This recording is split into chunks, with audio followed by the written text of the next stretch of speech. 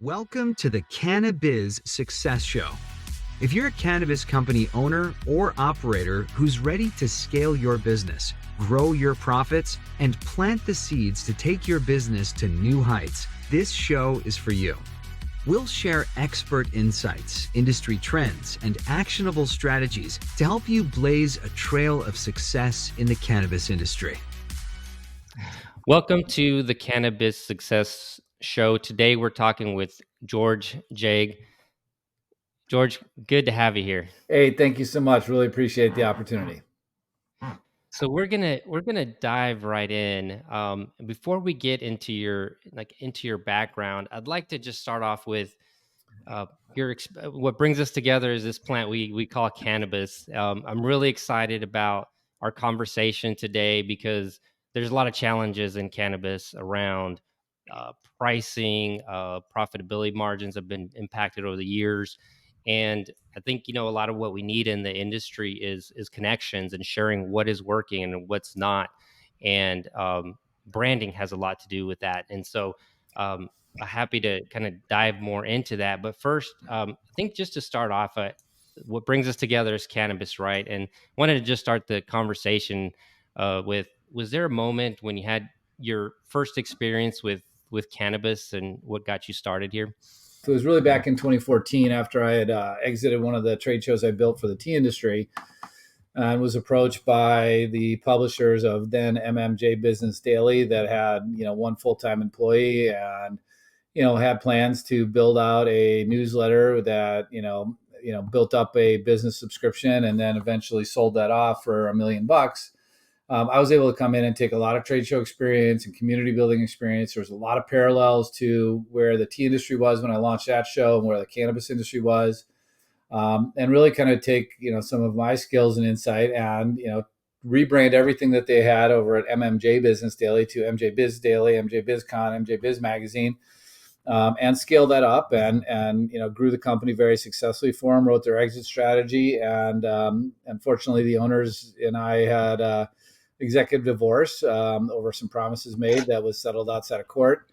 But everything happens for a reason. And I did find that, at that time too, like, the vape cartridges that were starting to come out, and I'm like, oh, this is great because I can dose control, right? Like I can, take a little hit and I can feel a little, feel the effects. I can feel the benefits. But I wasn't getting in kind of what I refer to as that stupid hole where I just like have to sit in the corner by myself. Yeah. And that's where the industry really takes a turn right into where we're seeing different form factors, different customer segments that appeal more to all these different ways, and where the growth is really happening is in the educated consumer. But we're seeing a good portion of sales still happening in the flower category. There's still a lot of consumers that are choosing on price, right? And that's where maybe some of the branding and some of the things that you do come into play. I did want to ask a question there on your story is what about cannabis and the tea industry? What were those parallels that you brought into cannabis from your past experience? So when I started the Tea Expo, I didn't really know a lot about tea at the time, but it's the second most drank beverage in the world next to water. So it's got an inherent market. In the US, it was seventh. It was a little over $1 billion in sales when I started the event. It was closer to $9 billion when I left. But it was really, our focus was really around the specialty and premium. And like when I got in the tea industry, and you've got an industry where 80% of the market's controlled by 4 or 5 companies: the Liptons, the Tetleys, the Twinings, the Bigelows. And most of what they sell, at scale is going, usually there's a kind of an inverse correlation between scale and quality, right? And I saw that these companies, while we started the show hoping to bring the entire industry together under a tent, they, a lot of these bigger companies, really were resistant to what we were doing, because what we're doing is creating a level playing field for companies to compete, not on price, but on quality, and really, supported. And I think, we're a huge factor in the growth of the specialty tea market in the United States. The guy that, started Teavana, that ended up selling that for, ridiculous amount of billions to Starbucks. I mean, started his business by coming to our show. We saw, Starbucks would come to our show to find talent to hire for their tea division. Steve Smith, who founded multiple tea companies, including Tazo, which he sold to Starbucks as well. So, I mean, I think, when we started the show, we recognized that there was a relative lack of knowledge in and around how to create successful tea retail. There's a lot of people who wanted to start a tea shop, and tea was, kind of going through this renaissance in the United States, but they didn't know how to kind of monetize it and make money around it. There's, supply chain issues, that there was just kind of a lack of suppliers in the United States to provide specialty and premium products. And we were able to go out and work with the Tea Board of India, the Tea Board of Sri Lanka, the Kenya Tea Development Agency, groups in Taiwan, China, Japan, and bring those groups over to the United States so that, small and independent businesses had access to premium products that was available in most places in the world, except for the United States. The most fascinating thing that was similar between the two is that actually there's a gentleman named Emperor Shenyang who is allegedly had a transparent stomach and is considered the father of modern herbal medicine out of China, that was able to take plant medicine and would see how it acted with his body. I mean, obviously that's lore and legend, but he actually is attributed to discovering tea as a medicinal botanical, and he's also attributed to discovering cannabis. And there's actually writings going back thousands of years in China talking about cannabis as plant medicine. So then you take me to when you switched over to the cannabis world from the tea trade shows that you were doing. Sounds similar in that, something sounds very similar in that brands, especially the smaller players, are having a hard time getting in, knowing how to market, sell their product, price their product. Are those some of the same things you were seeing in cannabis and then saw the need? It is. And when I think, for rhyme, reason, luck, chance, whatever, I mean, I think a lot of my experience has been in building trade events in and around early stage communities and really being able to provide kind of that catalyst. Like, we're not going to drive necessarily success, but what we're going to do is provide the platform for them to be successful, to go to market, to meet with the right people, to learn the right information, and make sure that, as kind of, the event producer, like, our role and responsibility is to make sure that we curate the content so that it meets the needs of the market at the moment. Like, we don't sell our stage at MJ Unpacked. We don't, have classes on how to open up a cannabis retail, because you can't teach that in an hour. You need to spend years in this industry to figure that out. What we want is to have licensed, seasoned operators with proven success stories that can share that wisdom with other senior people in this industry to help us, move the industry forward. But when I came into the space and just saw that there was this huge opportunity, and I think, the tea industry, while, I think we made huge impacts in that, it was a tough business model. There wasn't the type of economic engine behind it that cannabis has, right? And, here you have cannabis that was estimated to be a $50 billion illicit market. So there's already an existing, consumer out there. There's already existing suppliers out there. And now we want to kind of bring that out of the shadows and create a tax regulated and product safety, to the forefront, also keeping it out of the hands of minors. And you can do that in a regulated market. The old saying is that, the drug dealer down the alley isn't going to check your ID. And listen, I mean, I started, experimenting with marijuana, much younger than being an adult. And I think a lot of people have that experience as well. But, it's still not the best for kids. It's not, we've got teenage kids in our house, and, it's something that's very, conversation that we have at our dinner tables about that. But that being said, is that, when I took over and was able to kind of reformulate and kind of rebrand and really position MJ BizCon, I mean, that time and point in time was Colorado was just legalized. Washington had, Oregon was coming online. There was a lot of exuberance that this is finally going to happen, like that we're going to have a sea change of kind of policy in and around cannabis that, had been kind of denied and obfuscated by government for a long time based on false pretenses. And so, people needed to figure out what does a legal cannabis retail look like? What do I need? I need a POS system. I'm going to need shelving, displays. I'm going to need marketing software. I'm going to need security systems. I'm going to need insurance, things that you wouldn't need if you were operating an illicit market business.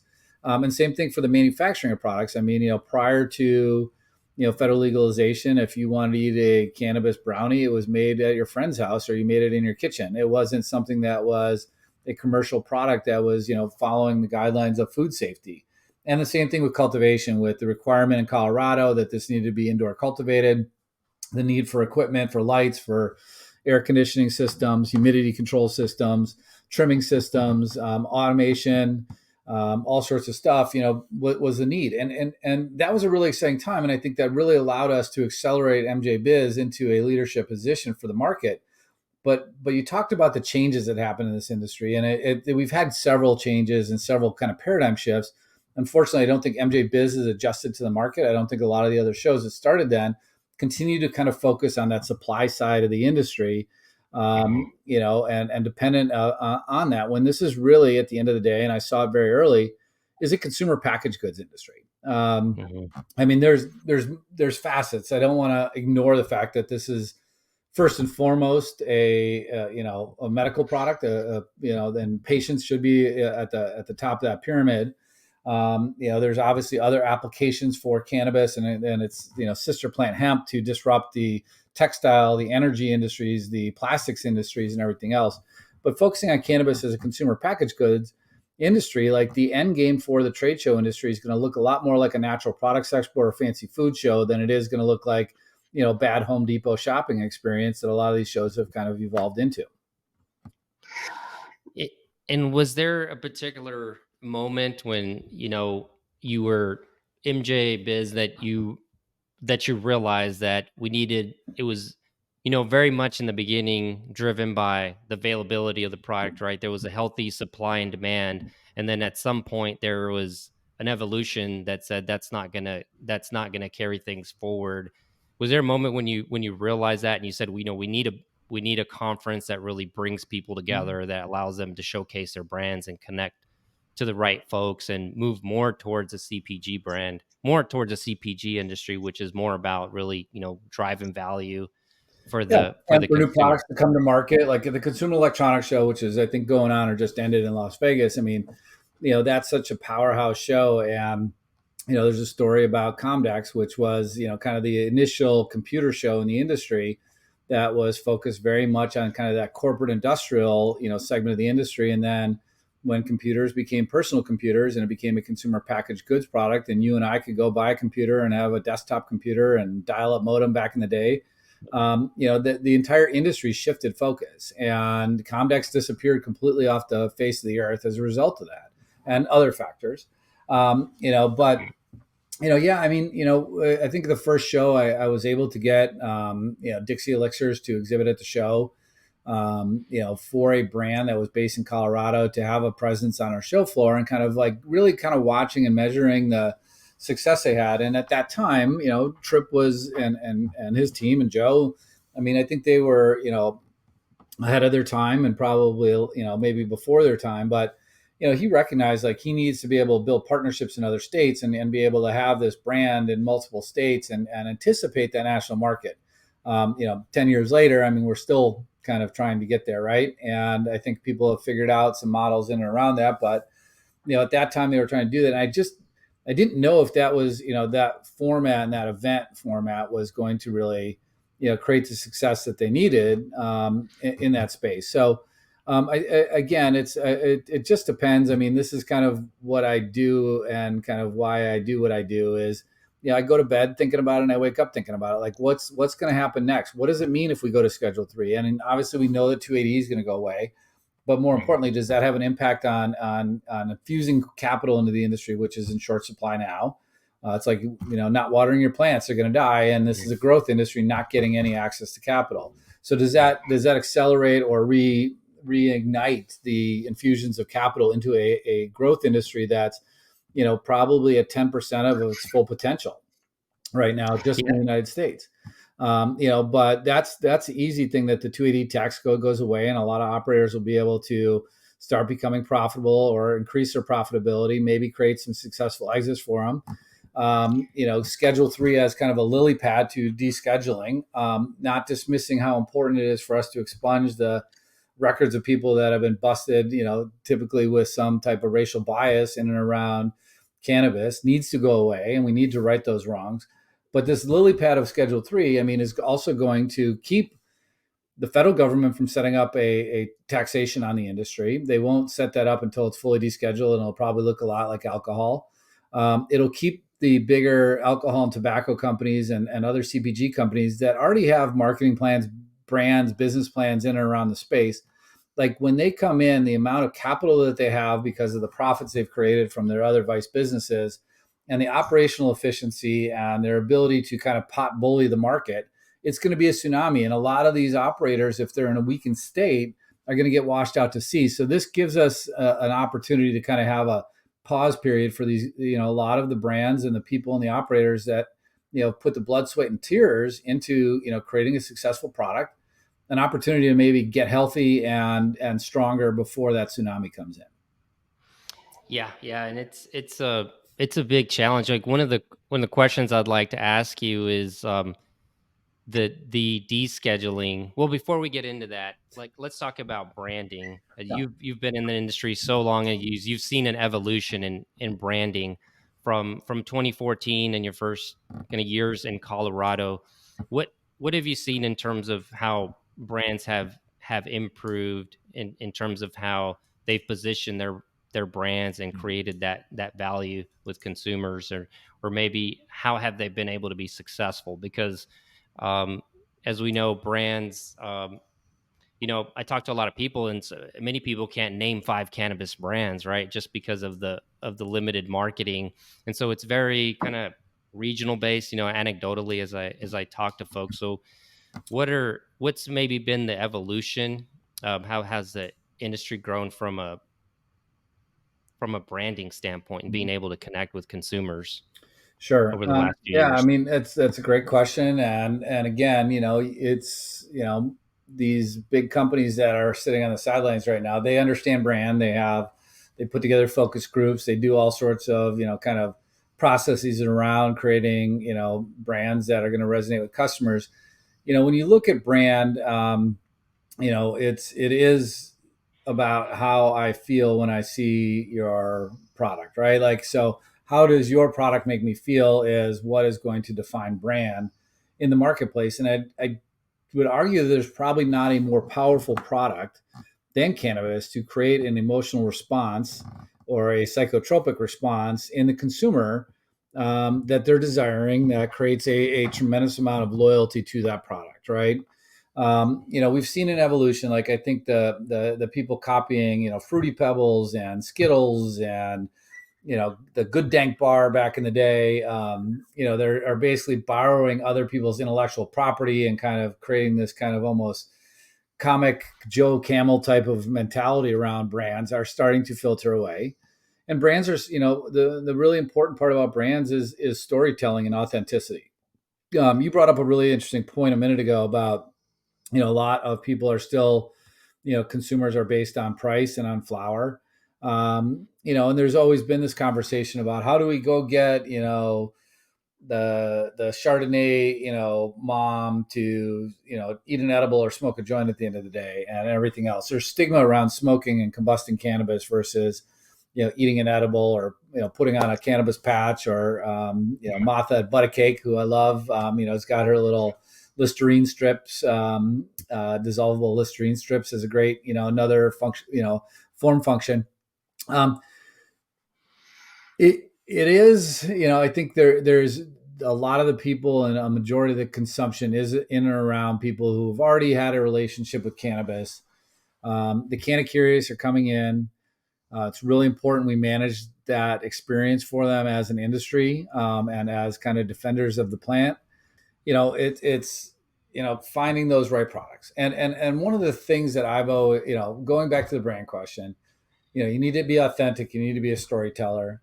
Like Old Pal does a really good job. They own 0 licenses. They've gone out and said, this is shareable weed. This is, kind of the every man, every woman kind of weed. It's not super potent. It's not, super expensive. It's something you bring to a party and you hand out joints, you smoke joints with people, as opposed to, you wouldn't bring your bottle of Camus to a party where you end up having 2 sips of it. You want to drink that at home. So I think that, people have done a really good job around that. Companies like Wana and Wild and others that have really kind of, been on the forefront of innovation through partners like Azuka to create fast form, fast acting, and kind of changing that intoxication profile that we used to have with any type of edible. Like, I think that having those products that can kind of match that intoxication profile and kind of also serve into the kind of existing social lubrication that we have around having a drink at a bar, having a drink with your dinner at a restaurant. When I get done at the end of the day, it's always easier to, grab a beer or pour a bourbon than, load up a bong full of ice and grind my weed and smoke it. But not to say I don't do both, but it's I think that, we are going to continue to see that beverage category drive forward. I think that, the consumption lounges, and we see, massive advances on that, and a lot of states that have legalized for a while.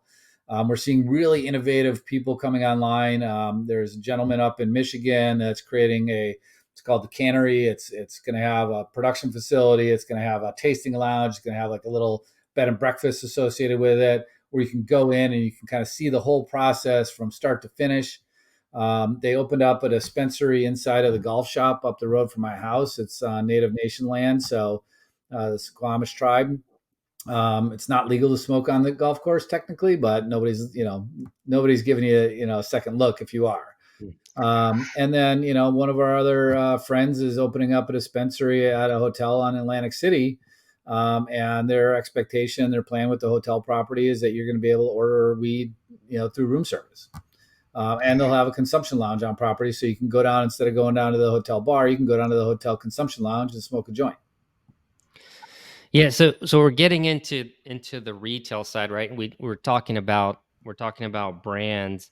What I really loved about MJ Unpacked, and we were there in Detroit last fall, is that it brings the retailers and the brands together, right? And because in order to have a successful industry, the supply side and the retail side just really need to work together, so the brands are aware of how the products are selling and what's creating the value out there. And there was a lot of success stories on the retail side of how to be successful, and a lot of that had to do with those relationships with the vendors and the brands. And I saw, firsthand, that's what a lot of what was happening in the conference, as well as sharing some of those success stories. And so, can you maybe talk a little bit about the difference between the retail side and the branding side, and how you've been able to bring that together, those relationships in the conference? Yeah, I think that's really what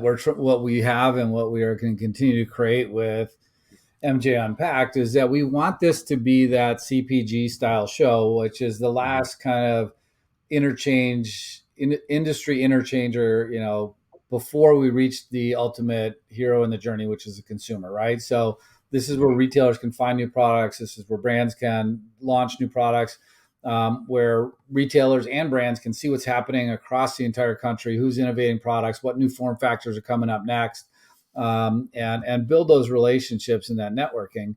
I mean, on the retail side, we're still in the early stages, and you've got, certainly the vertically integrated operators, and you've got states like Illinois where, again, 4 or 5 companies are controlling 70-80% of the market. Their motivation to create really high quality product is low because they have an oligarchy to some extent, right? Whereas you have a highly competitive market like Michigan, where you have a lot of people that have product, and so how do you differentiate? So it creates that competitive need for innovation, and really kind of creating a unique value proposition or a unique product into the market to be successful, not just kind of getting like, hey, I've got flower, I'm going to sell cheaper than anybody else with a higher THC content. That's not a winning formula for any the retailer or the brand or the cultivator. Hasn't worked, and I think many are still using that strategy, but it's just not helpful to the retailer, but it hurts the industry just overall. Well, there's a couple layers. We can talk about that in a second, but it is important for the brands and the retailers to build those partnerships, and I've seen a lot of companies do that very successfully. Like when Wana was rolling out one of its new products in the Colorado market, it specifically partnered with one of the bigger dispensary chains there, Native Roots, to roll that product out exclusively there to create an opportunity for them to really promote that at a retail level to reach the consumer. And, the brands are, having a brand, especially in states that have a two-tier system like Washington and New York, where, a product can't, also have any interest in the retail. And it's not, any type of vertical integration or any type of cross-pollination there. Those brands need to rely on the retailer to sell their product in most of the cases. There's been a lot of investment early on into bud tender training for brands so that, when I walk into a store, that bud tender knows a lot about product XYZ and is going to tell me why this is a better product. I think that that's a short term, or at least short-sighted, in the sense that brands need to be able to educate the consumer further upstream so that they are going in and buying their product and have that kind of idea of what product they want to buy before they go in there. Before they even step in. And if it's not available at that dispensary, they might tell the people like, hey, how come you don't carry product XYZ? That's what I want to buy, because I'm going to drive 10 miles down the road to your competitor and go buy it from them because they sell it there. Yeah. So yeah, I think many don't realize what a difficult industry it can be from that standpoint, because you brought up 280E earlier, or didn't say 280E, but federal taxation, and that has been a big burden on the industry just from a investment standpoint, because say training employees, a lot of those costs aren't deductibles, and so that'll be a big opportunity for the industry, or just not as high a cost because of the deductibility of some of those things. If we see the reschedule and some other things that are kind of going on in that world, many companies taking on a different position, a tax position. So we can talk from a tax standpoint, but what I'd really like to get into is, what are your thoughts on how a reschedule would affect anything from a marketing standpoint, or maybe even the deschedule at some point? Would we see brands that can cross states more easily, a little bit more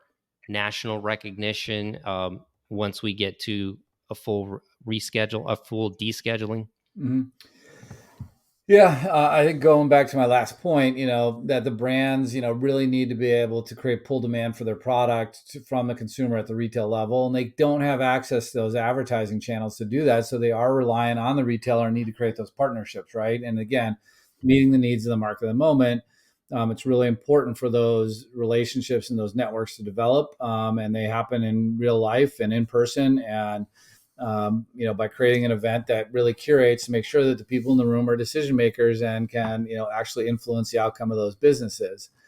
As far as, rescheduling and descheduling, I'm actually going to be probably posting something here shortly, but I just had a really great conversation with Andrew Klein from Perkins Coie, and him and Shane, another attorney he partners with, are kind of like in the thick of it, right? I mean, we've got a lot of advocacy groups, and some of them are doing great work. Some of them are kind of struggling internally to get funding because, again, this is an industry that is lacking access to capital. So the ability for our industry to support these organizations financially, they're probably one of the first things to get cut. Like, I'm going to cancel my membership to all these associations because I can't afford it right now, right? So going back to Andrew, right now, I mean, there's a little bit of a wall between the Department of Justice and the White House, even though it does report in the executive branch, and the DEA reports into the Department of Justice. And there's been some fodder online about, Blumenthal, saying, hey guys, let's get this together. And the DEA coming back saying, hey, it's our decision. We'll take as much time as we need, and don't try to, influence us. And it was a little bit of political posturing. Now, there's also was 19 former DEA agents and attorney generals that went and testified to the DEA of why cannabis is horrific and is going to cause people to lose their mind and, sell their children into slavery or whatever other bullshit that they came up with, and said that this should not be moved off of Schedule 1. So Andrew and Shane are the two people that are out there right now making sure that as this goes and the DEA comes back with their evaluation of the scheduling, this is going to go to the DOJ for review, and they're only going to be able to look at the information that was entered into evidence. And that evidence is going to basically be the HHS report that said move it to Schedule 3, whatever the DEA comes back with, which is still kind of a little bit of a black hole to know where their head's at. and then public comments. And make no mistake, there are lots of groups that are well funded, possibly for alternative reasons, because we've seen alcohol sales dip where cannabis sales have spiked. We know the pharmaceutical industry wants you to be on opioids, not smoking weed. And there's other groups that see cannabis as a threat, as giving human beings access to plant medicine that Mother Nature created for us. Pretty common sense stuff. So they need support. They need support of the industry, because they're going to have to hire more and more attorneys. And they themselves, I think, have about 500 pages of testimony that they're going to enter into evidence. But there's going to be a lot of research papers that are going to be entered in that aren't accurate and need to be contested either by scientists and or lawyers, so that when this gets reviewed, that those do not get any traction.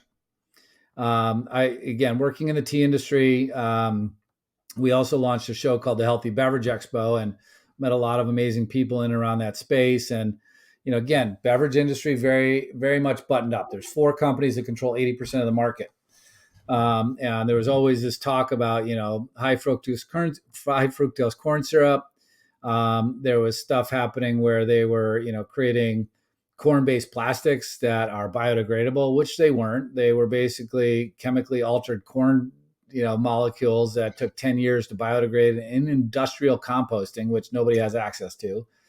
But make no mistake, the point I was bringing back to this is that while there were really smart people who were really passionate and honest and good researchers that went out and said high fructose corn syrup has the same impact on your biological system and will incur diabetes, weight gain, and inflammation in your system, which is terrible for your heart and other organs, Coke and Pepsi would indirectly fund studies by other research scientists that say, no, this is all good for you, right?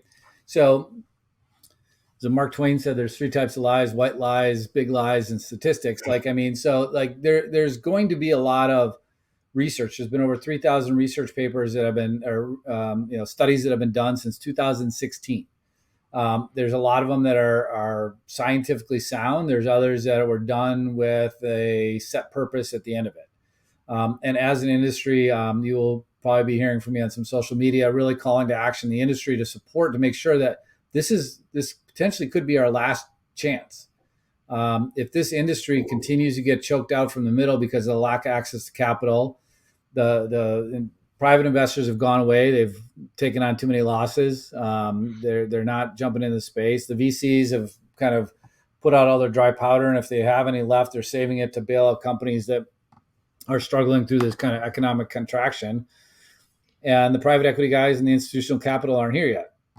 So if we don't see some type of movement on Schedule 3 to move this to Schedule 3, that I do believe, and going back to your original question, I think that this does increase the investment interest in the industry, because this is a kind of a stopping point that not everybody's, like the institutional guys might not be able to get in on this, but it also will kind of bring valuations up, but it won't pop them to the full level that they could be for the billion-dollar companies and brands that are going to be out there in 5 or 10 years from now. They're all still maybe, some of the bigger brands are doing what, $10, $20 million a year. There will be billion-dollar brands born in this country, and they will be exported globally. And we're at that birthing of giants stage. So this could potentially open up the conversation around interstate commerce, that the states themselves can enter into compacts there's precedent for. I'm hoping that this does facilitate maybe some uplisting. I know that, publicly traded cannabis stocks aren't everybody's, favorite, but it creates an overall wellness of capital interest in the market and can help the whole ecosystem completely. It's going to massively open up the research community to doing more research on cannabis as a medicine. And, again, talking to some people that are way smarter than me, we're adding a science and research component, because the science and academia,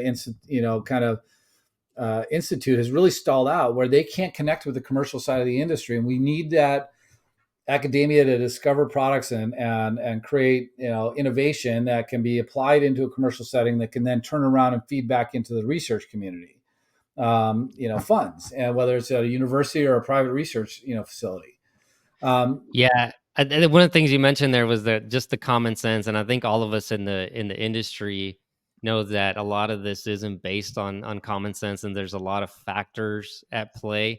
To me, it's just frustrating when we have to do scientific studies for a medicine that's just been used for thousands of years, right? And Right. it's just like we woke up yesterday and starting from scratch when there's so much history on this. Yeah, listen, I mean, and especially these days, like if you go to a cannabis event, I'd probably say 3 out of the 10 people you speak to either have shrooms or are on shrooms at the moment.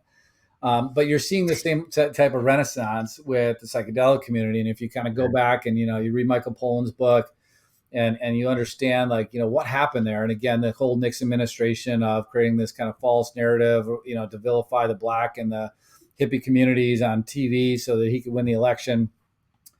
But the hope and promise in and around the academic and research communities around psychedelics, around LSD, around MDMA. I don't even know if MDMA was around then. Around psilocybin, around some of these other athanogenic mushrooms that can actually have incredibly powerful results on people. I mean, I've talked to MAPS, which is a multidisciplinary association of psychedelic studies, as a nonprofit. There's a subsidiary that's basically a pharmaceutical research company that's working on the clinical trials for MDMA. And like, I don't want to share specifics, but I mean, like the level of success and the impact for somebody, especially a military person with PTSD, getting a therapy assisted MDMA session and being episode free for months at a time is so massively powerful for these people to be able to restore their lives after, seeing horrific things in the world as a result of being of service to our country. Right. Again, common sense stuff. And we could take this all the way back to Citizens United, basically putting our government up for sale, and the fact that, any type of legislation needs to be bought and paid for, and the companies that make the most money are going to buy the best rules. And we need to level that playing field and make sure we have better people in office and get rid of Citizens United. Yeah, and I'm in Texas, so we're in a really in a really tough market. One of the comments that I've heard from the reschedule is that it could prompt some conservative states like Texas to have the schedule to start having the conversations at the state levels to reschedule at the state level. Do you see some of that potentially happening? Some states don't want to be behind the federal government, where it could really open up some big markets. The biggest one probably being Texas, that's still Untapped. holding back. Mm-hmm. Well, I mean, Florida's obviously going to be, is expecting to come online as adult use. Pennsylvania, Ohio is already moving in that direction. And so we have some pretty good chunks of the population. Like, I don't think anybody's, going to wait till South and North Dakota figure it out, because there's, 10 people live between the two states. But Texas is interesting. I mean, like, if with the competition, the unfair business competition that the regulated cannabis market is currently facing as a result of the hemp bill, and I'm not saying that hemp-derived cannabinoids aren't valuable, but it's not regulated, it's not taxed in the same way, and they're selling against the same consumer, and they're able to sell across the internet and ship to all 50 states. And like, as you see, Minnesota has kind of adopted this thing where, you've got liquor stores that have an end cap of THC beverages, right? And these are all hemp-derived cannabinoid infused. They're not THC infused. So, I think that the industry, we need to level the playing field to, and honestly reduce the tax and regulatory burden so that the cannabis industry can successfully in itself deliver a better value and a safer product to the consumer than the illicit market. But it can't compete against the hemp drive market and the illicit market, and not have the economies of scale for interstate commerce, and have no access to capital and expect to survive.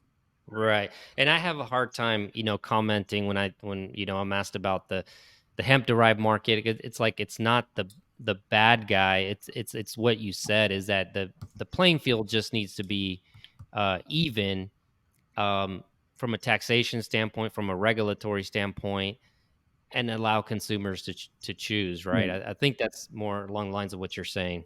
Well, and going back to Texas is just that, I mean, I think that, you're going to see the state explode with, hemp derived cannabis products, and they'll be available at the corner gas station and at the liquor store and everything else. We're recording this, podcast on January 11th. And I know that when this actually airs, a lot of your fans down in Texas are going to be very upset when my Packers beat Dallas this weekend. But that being said,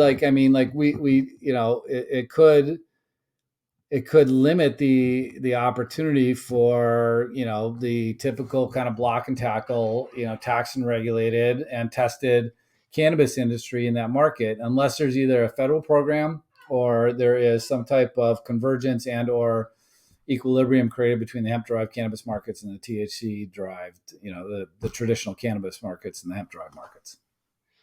Yeah, it'll be interesting to watch. And first of all, I do believe with your comment and that the Cowboys may blow it this weekend. So we'll see on that. Well, they're definitely the favorite, but I think most of my fellow Packer Nation wants to see us take down Mike McCarthy. So we'll see how it goes. We'll see. The best team win. So as we're getting closer to the end, George, so you have I think we're going to air this episode before your conference. So can you tell us a little bit about the next MJ Unpacked dates? MJ Unpacked is unique in the sense that it's mainly brands and licensed operators. So can you tell us how to join the conference, whether you're a brand or a licensed operator, when it's going to take place and what we can expect to see there? Yeah. When we started this company, a big part of our kind of, business development, obviously we knew where the market was going to go. We wanted to play the end game. But we did things so differently. We really kind of deconstructed what everybody hates about trade shows and got rid of it. And, so we really focused, MJ Unpacked, what really sets it apart from every other event in the industry is that we qualify every single attendee that comes in as being a licensed operator with the title of manager or higher, or an accredited investor actively investing in cannabis. Now, I know the Hall of Flowers does a great job of qualifying its attendees as a state-focused show out in California, and other shows. It's really just based on price, right? That's their only qualifying factors. If you're willing to buy a ticket, then you can get in. And the reason that we restrict this is that it increases the return on objectives to everybody in the room, that everybody's a decision maker. You're not trying to filter through, 10 people to find the one person that's actually at the same playing level that you are and playing in the same arena that you are. It's also preventing suppliers from buying a ticket to attend a show and selling from the aisles to undermine an investment that a company might make into exhibiting in our show. We limit the number of companies that can participate by kind of category. Like, some of the bigger shows I've seen, 120 packaging companies, but there's nobody doing the math to see that they're going to have a successful ROI. So, we know packaging is important to brands.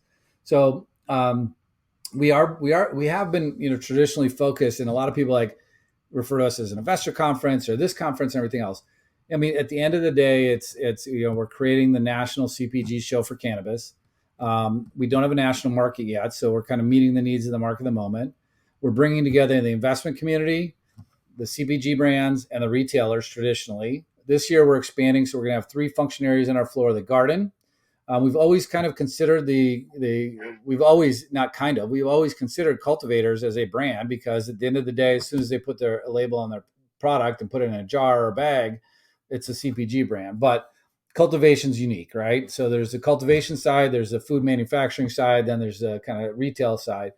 So we have the garden, we have Brand Central, which is about 60% of our show. And then we're also adding the lab, which is going to focus on the science and research and how important that is for the science and research community to be able to connect with the brands and the product innovation, and also the cultivation on genetics and, crop optimization standpoint.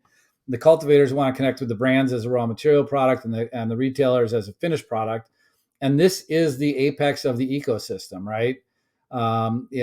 We don't want, it's not that we know that there's hundreds of thousands of people that are going to be coming in this industry over the next couple of years if we continue to expand and grow, if we get that Schedule 3 going and we get, some common sense legislation, right? But in the meantime, bringing together those operators, not giving a class on how to open up a cannabis store in an hour, that's usually taught by consultants that have never actually operated a retail store. Not having people come up to you and saying, I'd like to, pick your brain for an hour because I'm thinking of getting in the cannabis industry, because that's exhausting.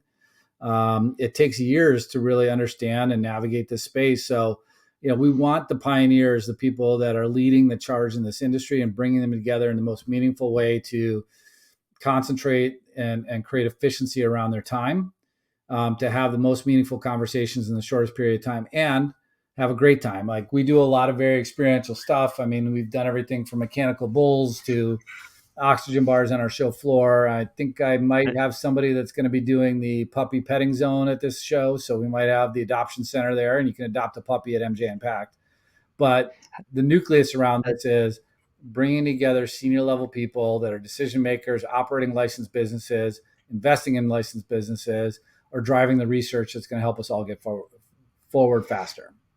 Yeah, I saw the mechanical bull at the last one. I didn't say I wasn't brave enough to get on that, but I did attend the after parties. Also a great way to network.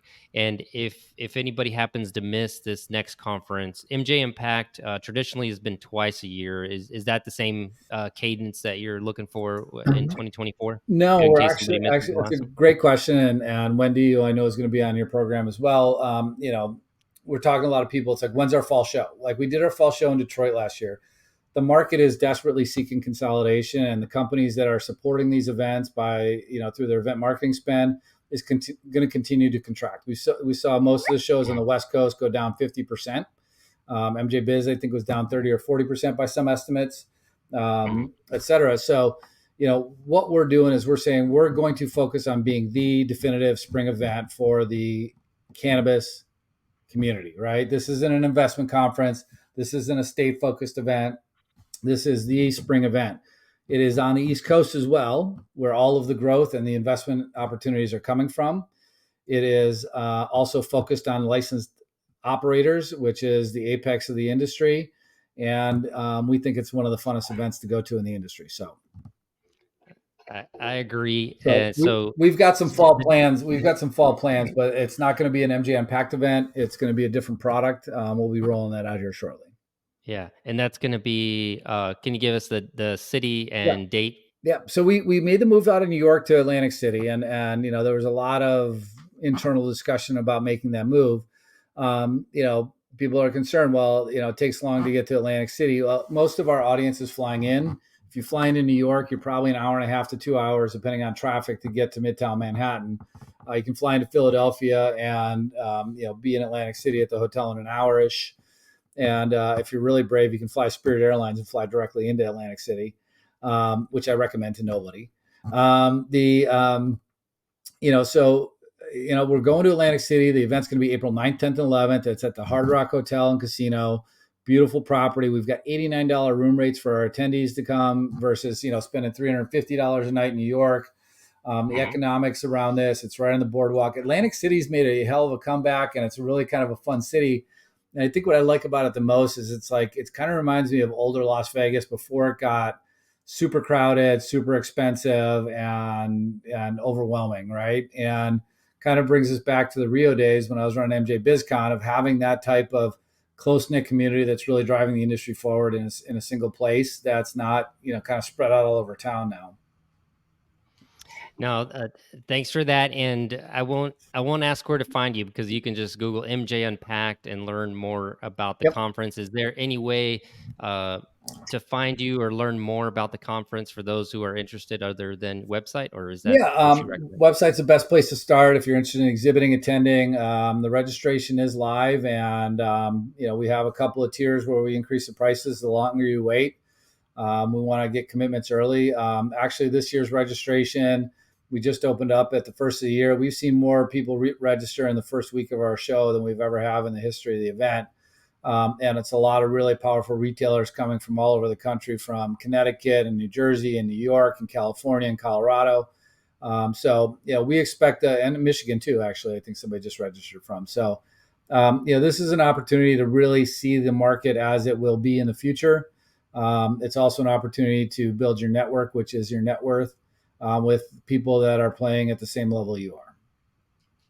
Yeah. Lots to come. It's going to be a big year, probably the biggest year from a policy standpoint. I think we're all just waiting to find out. So looking forward to the conference and to the connections and all the conversations that are going to happen. But George, thanks for being on the show today, and I think we'll put a pin on it right there.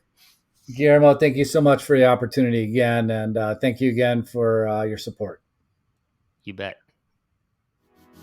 Enjoy this podcast? Visit our website, anderscpa.com/virtual-CFO-cannabis to get more tips and strategy for achieving business success in the cannabis industry.